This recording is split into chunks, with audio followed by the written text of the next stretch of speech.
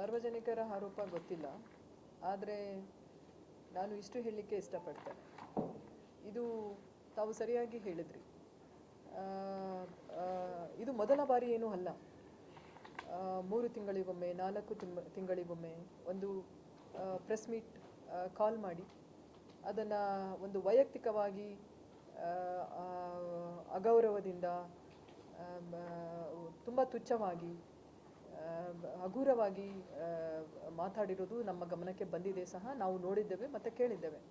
ನಾನು ಕೋರ್ಕೊಳ್ಳೋದು ಇಷ್ಟೇ, ಮಾನ್ಯ ಶಾಸಕರು, ತುಂಬ ಹಿರಿಯ ಮಾಜಿ ಸಚಿವರು, ಹಿರಿಯ ರಾಜಕಾರಣಿಗಳು, ಅನುಭವಿಗಳು, ಸಮಾಜದಲ್ಲಿ ಒಂದು ಸಂದೇಶ ಹೋಗ್ತದೆ.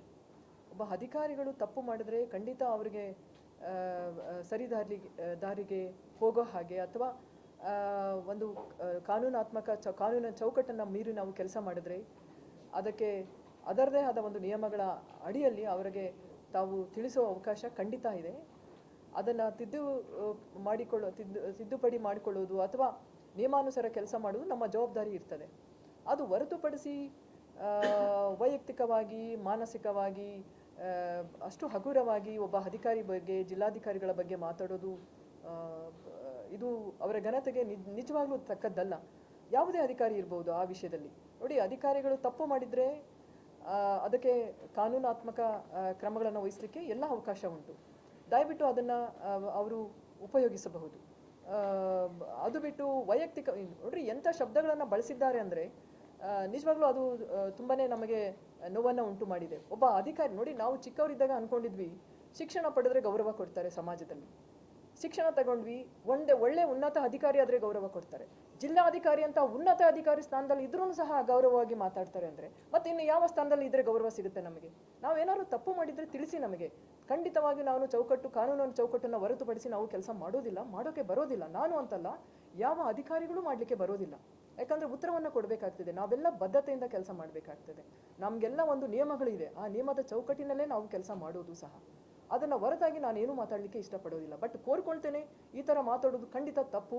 ಯಾಕಂದರೆ ಇದು ಏನಾಗ್ತದೆ, ಒಂದು ಸಂದೇಶ ಏನು ಹೋಗ್ತದೆ, ಒಬ್ಬ ಜಿಲ್ಲಾಧಿಕಾರಿಗಳಿಗೆ ಇಷ್ಟು ಹಗುರವಾಗಿ, ಇಷ್ಟು ಕೆಟ್ಟದಾಗಿ, ಇಷ್ಟು ಕೀಳಮಟ್ಟದಲ್ಲಿ ಎಲ್ಲಿಂದ ಹಿಡ್ಕೊಂಡು ಬಂದಿದ್ದಾರ್ರೀ? ನಾವು ಸಂವಿಧಾನಾತ್ಮಕವಾಗಿ ಒಂದು ಸಮಾನತೆಯಲ್ಲಿ ಸಂವಿಧಾನಾತ್ಮಕವಾಗಿ ಬಂದಿರೋ ಹಕ್ಕು ಇದು ನಮಗೆ. ಯಾರು ಬಂದು ನಮ್ಮನ್ನು ಕರೆದು ತಂದು ಇಲ್ಲಿ ಎಲ್ಲಿಂದನೂ ಹಿಡಿದು ಬಂದು ಕೂಡಿಸಿಲ್ಲ ಇಲ್ಲಿ ನಮಗೆ ಈ ಸ್ಥಾನಕ್ಕೆ ಬರುವಾಗ ನಮ್ಮದೇ ಆದ ಒಂದು ಹೋರಾಟ ಇದೆ, ನಮ್ಮದೇ ಆದ ಒಂದು ಸ್ಟ್ರಗಲ್ ಇದೆ. ಅದನ್ನು ಅರ್ಥ ಮಾಡ್ಕೊಳ್ಬೇಕು ಅವರು.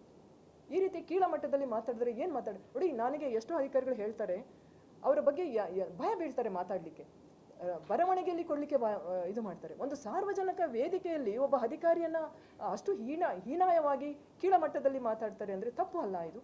ಯಾವ ಮೆಸೇಜ್ ಹೋಗ್ತದೆ ಸಂದೇಶ ಸಮಾಜಕ್ಕೆ? ನಾನು ತಪ್ಪು ಮಾಡಿದ್ದರೆ, ನಮ್ಮ ನಿಯಮಾನುಸಾರ ನಾವು ಮಾಡಿಲ್ಲ ಅಂದರೆ ಅವರಿಗೆ ಖಂಡಿತ ಅಧಿಕಾರ ಇದೆ ಅದನ್ನು ತಿದ್ದಲಿಕ್ಕೆ ಅಲ್ಲ, ಅವರಿಗೆ ಎಲ್ಲ ಕಾನೂನಾತ್ಮಕ ಎಲ್ಲ ಅವಕಾಶಗಳು ಇದೆ. ಯಾಕಂದರೆ ಅವರು ಶಾಸಕರಿದ್ದಾರೆ, ಒಬ್ಬ ಜನಪ್ರತಿನಿಧಿ ಇದ್ದಾರೆ, ಎಷ್ಟೋ ಜನಗಳನ್ನು ಅವರು ರೆಪ್ರೆಸೆಂಟ್ ಮಾಡ್ತಾರೆ. ಬಟ್ ಮೆಸೇಜ್ ಏನು ಹೋಗ್ತದೆ ಇದರಿಂದ? ಇನ್ನು ಗ್ರಾಮ ಪಂಚಾಯತಿದು ಹೇಳ್ತಾನೆ, ಇದರಲ್ಲೇ ಸ್ಪಷ್ಟೀಕರಣ ಕೊಡ್ತಾನೆ. ನೋಡಿ, ನಾವು ಗ್ರಾಮ ಪಂಚಾಯಿತಿಯನ್ನು ರಿಸರ್ವೇಷನ್ ಮೀಸಲಾತಿಯನ್ನು ಮಾಡ್ತವೆ. ನಮ್ಮಲ್ಲಿ ಒಂದೀಗ ಪತ್ರಿಕಾ ಪ್ರಕಟಣೆಯನ್ನು ನಾನು ಕೊಡ್ತಾ ಇದ್ದೇನೆ. ಯಾಕಂದರೆ ಇದು ತಪ್ಪು ಮೆಸೇಜ್ ಯಾರಿಗೂ ಹೋಗೋದು ಬೇಡ. ಅವರು ಏನು ಹೇಳ್ತಾರೆ, ಇಲ್ಲ ಮೀಸಲಾತಿಯ ನಿಯಮಗಳನ್ನು ಗಾಳಿಗೆ ನೋಡಿ, ಖಂಡಿತ ನಾವು ಮೀಸಲಾತಿ ನಿಯಮಗಳನ್ನು ವೈಲೇಷನ್ ಮಾಡಿಲ್ಲ. ಕರ್ನಾಟಕ ಗ್ರಾಮ ಸ್ವರಾಜ್ ಮತ್ತು ಪಂಚಾಯತ್ ರಾಜ್ ಅಧಿನಿಯಮದಲ್ಲಿ ಜಿಲ್ಲಾಧಿಕಾರಿ ಮೀಸಲಾತಿಯನ್ನು ನಿಗದಿಪಡಿಸೋದು. ತಹಸೀಲ್ದಾರು ಅಲ್ಲ, ಅಲ್ಲಿನ ಬೇರೆ ಯಾರೂ ಅಲ್ಲ, ಶಾಸಕರೂ ಅಲ್ಲ. ಜಿಲ್ಲಾಧಿಕಾರಿಗಳಿಗೆ ತಹಸೀಲ್ದಾರು ಕೊಟ್ಟಿರೋದನ್ನು ಜಿಲ್ಲಾಧಿಕಾರಿ ನೋಟಿಫಿಕೇಶನ್ ಮಾಡೋಕ್ಕಿಲ್ಲ. ಜಿಲ್ಲಾಧಿಕಾರಿ ಅವರೇ ಅವರ ನಿಯಮಾನುಸಾರ ನಾನು ಹೇಳ್ತೇನೆ,